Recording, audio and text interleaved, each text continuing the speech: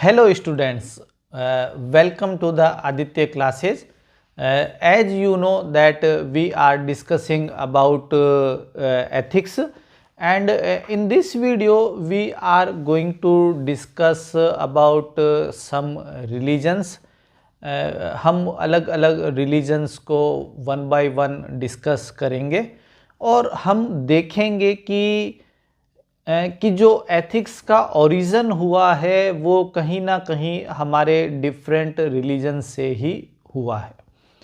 और जो भी इंडियन व्यूअर्स इस वीडियो को देख रहे हैं, मेरा हमेशा ऐसा मानना है कि इंडियन सोसाइटी के अंदर इतने ज़्यादा जो रिलीजियस कंसेप्ट हमारे अंदर बचपन से ही बिठाए जाते हैं कि मेरे को ऐसा लगता है कि बिजनेस एथिक्स जैसे कंसेप्ट की हम लोगों को ज़रूरत तो शायद नहीं थी।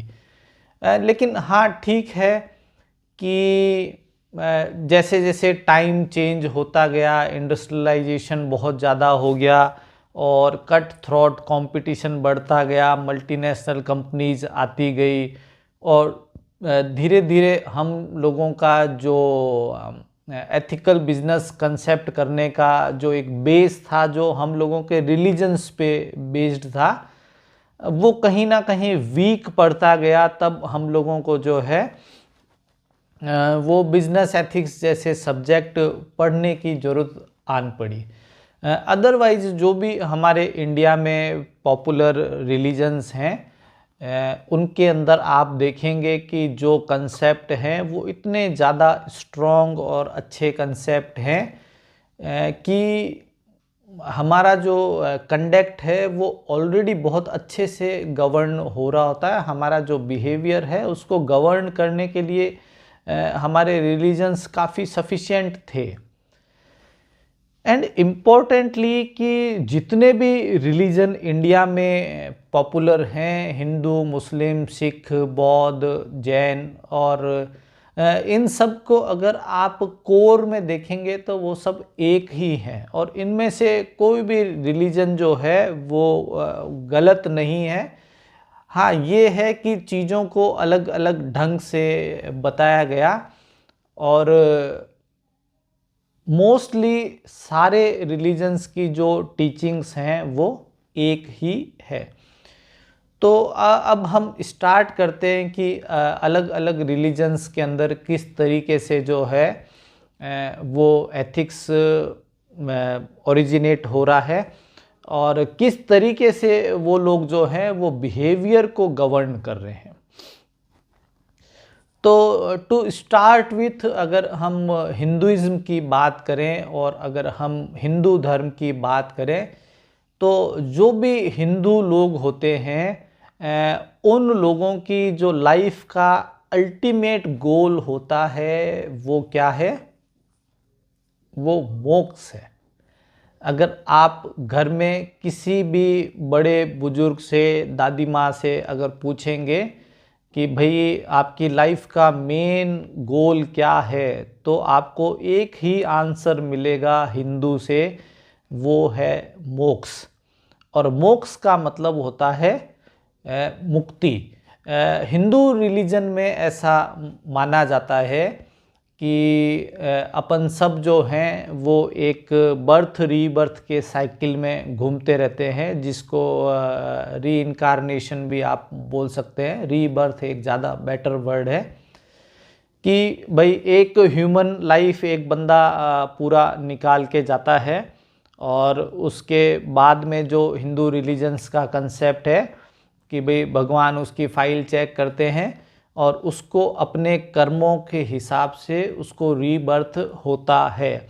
अगर आप पूरा इस कंसेप्ट को ब्रॉडली अगर आप पढ़े होंगे इस बारे में कि 84 लाख योनियाँ टोटल हिंदू रिलीजन में बताई गई हैं और कि उसको पार करके और आप वापस से मनुष्य योनि के अंदर आते हैं।